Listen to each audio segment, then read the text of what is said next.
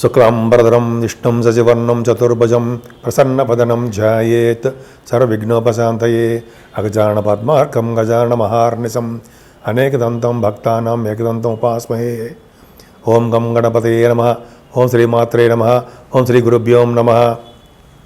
మా ఆది ఆశ్రయం చూస్తున్నటువంటి మీ అందరికీ, అలాగే ఫారిన్ కంట్రీస్లో ఉండి నన్ను నా వీడియోలను చూస్తూ ప్రోత్సహిస్తున్నటువంటి మీ అందరికీ కూడా పేరు పేరున నా హృదయపూర్వక నమస్కారాలు. ఇప్పుడు మనం 23వ తారీఖు ఫిబ్రవరి నుంచి 28వ తారీఖు ఫిబ్రవరి వరకు కూడా ఈ వారం రోజులు ఎలా ఉండబోతుంది? అద్భుతంగా ఉండబోతుందండి. మీ శుక్రుడు బ్రహ్మాండంగా ఉన్నాడు కదా. సో చెప్పుకుందాము. ముఖ్యంగా మీ జాతకాలు తెలుసుకోవాలనుకుంటే మీరు మీ date of birth, time of birth, place of birth మీరు నాకు వాట్సాప్ చేయండి.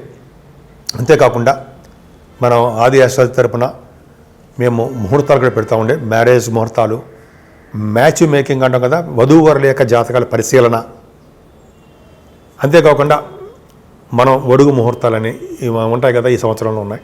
ఇవన్నీ మన ఆది ఆస్ట్రాలజీ తరఫున చేస్తాము. నేనే చేస్తాను. మీకు కావాలనుకుంటే మా ఆది ఆస్ట్రాలజీని కింద నంబర్ స్క్రోల్ అవుతుంది, వాటి నంబర్ని సందర్శిస్తే తప్పకుండా నేను చెప్తాను. సరేనండి. ముందు ఇప్పుడు మనం సింహరాశి వారికి ఫైనాన్షియల్గా అంటే ఆర్థికంగా ఏమాత్రం ఇబ్బంది పడరు. కొద్దిగా మీకు చికాకులు, కోపము, మనస్పర్ధలు, అవ్వాల్సిన పనులు అవ్వపోవడాలు ఇవి చిన్న ఉంటాయి. అవి పక్కన పడ అందరికీ ఉంటాయి. కానీ ద్వితీయ భావంలో కేతు ఉండి కుజుడు చూడడం వలన, శుక్రుడు కూడా చూడడం వలన సంపూర్ణమైన ధనయోగం మీకు కలగబోతోంది.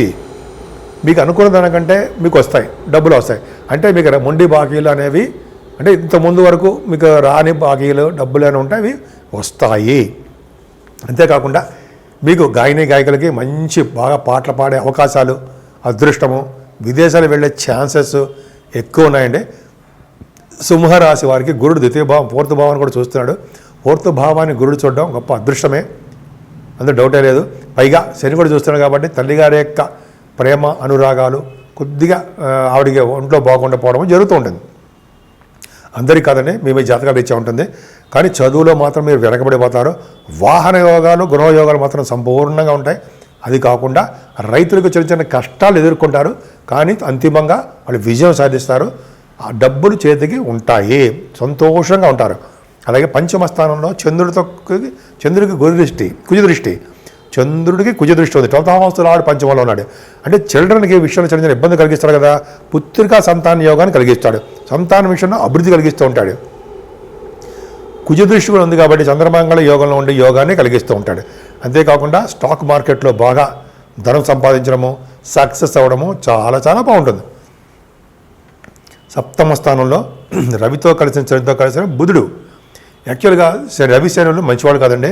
లగ్న అంటే సప్తమాధిపతి అంటాం, అంటే మీ రాశ్యాధిపతి సప్తమాధిపతి సప్తమ స్థానంలో ఉండడం వలన ఫారిన్ యోగం ఉంటుంది. అలాగే దగ్గర సంబంధాలు, బ్లడ్ రిలేషన్ సంబంధాలు ఈ అవకాశాలు ఉంటాయి. ఈ రవి బుధుడు సప్తమ స్థానంలో మంచిదేనండి, చెడేం కాదు. బుధుడు కూడా ఉన్నాడు. శని బుధుడు కాంబినేషను రచయితలుగా ధనం సంపాదించుకుంటారు.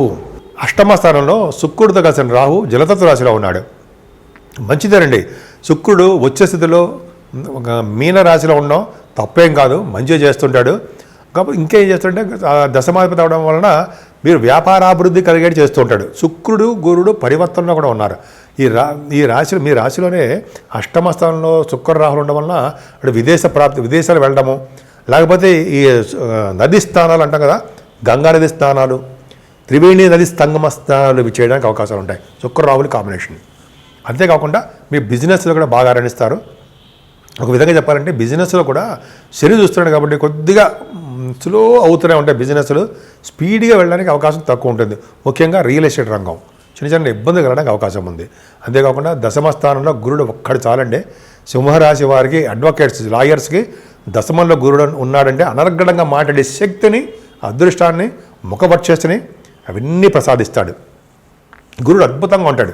అంతేకాకుండా ఫైనాన్స్ రంగంలో ఉన్న వాళ్ళకి, బ్యాంకింగ్ రంగంలో ఉన్న వాళ్ళకి, అంటే బ్యాంకింగ్ అని మీకు అర్థమైపోతుంది ఫైనాన్స్ అండి. అంతేకాకుండా ఎడ్యుకేషన్ సంస్థలో ఉన్న వాళ్ళకి, ప్రైవేట్ రంగ ఆర్గనైజేషన్స్లో ఉన్న వాళ్ళకి, సాఫ్ట్వేర్ రంగ ఉద్యోగస్తులకి స్థిరమైన సంపాదన ఉంటుంది. గురుడు అండగా ఉంటాడు. అంతేకాకుండా మీ పై అధికారులు, మీరే అధికారులు, మీ పై అధికారులు ఉంటారు సరే, వాళ్ళ యొక్క మన్ననలు మీరు పొందుతారు. ఎందుకంటే మీరు కష్టపడి పనిచేస్తున్నారు కాబట్టి. సరే, అత్యంత రాజయోగకారకుడు ఎవరండి? కుజుడు కూడా. కుజుడు భాగ్యస్థానంలో భాగ్యాధిపతి లాభంలో ఉండే మూటలే. అంటే మీరు చేస్తున్నటువంటి రియల్ ఎస్టేట్ రంగంలో బాగా ధనం సంపాదిస్తారు.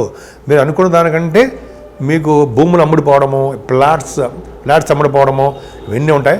కుజుడు మీకు బాగా అండగా ఉంటాడండి. మీకు లాభస్థానంలో కుజుడు రియల్ ఎస్టేట్ రంగానికే కాదండి, సాఫ్ట్వేర్ రంగాలు ఉన్న వాళ్ళకి, మీరు చేస్తే ప్రతి బిజినెస్, ఎలక్ట్రిసిటీ, ఎలక్ట్రానిక్స్, ఈ కమ్యూనికేషన్స్ ఇవన్నీ సంబంధించిన వాళ్ళకి ఈ కుజుడు కారకత్వంలో ఉన్న బిజినెస్లు, ఏ బిజినెస్ చేసినా లాభాలు అధికంగా ఉంటాయి.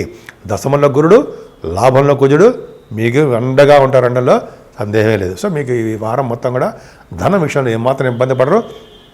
మీరు ముఖ్యంగా పూజించవలసిన దేవుడు శివుడికి అభిషేకాలు చేసుకుంటూ, అమ్మవారి యొక్క పూజలు చేసుకుంటూ ఉంటే, పైగా 27వ తారీఖున మహాశివరాత్రి కుంభమేళా వస్తుంది, కుంభమేళా జరుగుతుంది.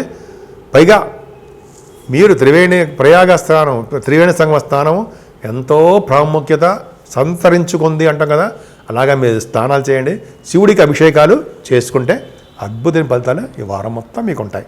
ఇప్పుడు ఒక చెప్పుకోదగ్గ సూచన ఏంటంటే అండి, 12 రాశుల వారికి ఈ నెల 27వ తారీఖున మహాశివరాత్రి వస్తుంది. మహాశివరాత్రి పూట శివుడికి అభిషేకాలు చేసుకున్న, శివుడికి పూజలు చేసుకున్న, శివుడికి మారేడు దళం సమర్పించిన, 1,00,000 మారేడు దళాలతో పూజ చేస్తారు చాలామంది. ఇలా చేసుకున్న ఒక అద్భుతమైన ఫలితాలు, శివలోక ప్రాప్తి అని అనుకుంటాం జరుగుతుంది కూడా.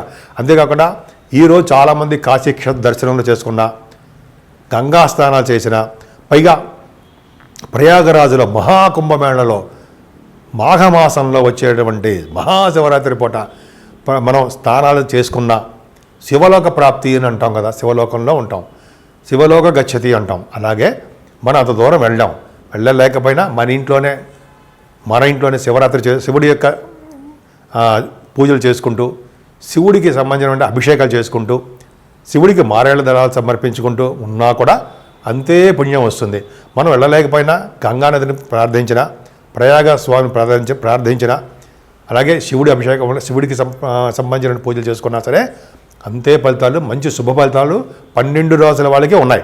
కాబట్టి మీరు మన ఇళ్లలోనే మనం శివుడికి అభిషేకాలు చేసుకుందాము. అంత దూరం వెళ్ళి మనం స్నానాలు చేయలేము కాబట్టి, స్నానాలు చేసిన వాళ్ళు అదృష్టవంతులే, చేయలేం కాబట్టి మన ఇళ్లలోనే ఉంటూ శివుడికి పూజలు చేసుకుంటూ, శివుడి యొక్క ఆశీస్సులు పొందుతూ మనం అందరం అంటే 12 రాసుల వాళ్ళు కూడా దినదిన ప్రవర్ధమానం అవుతూ ఆయన యొక్క శివపార్వతుల యొక్క ఆశీస్సులు తీసుకుందాం. స్వస్తి.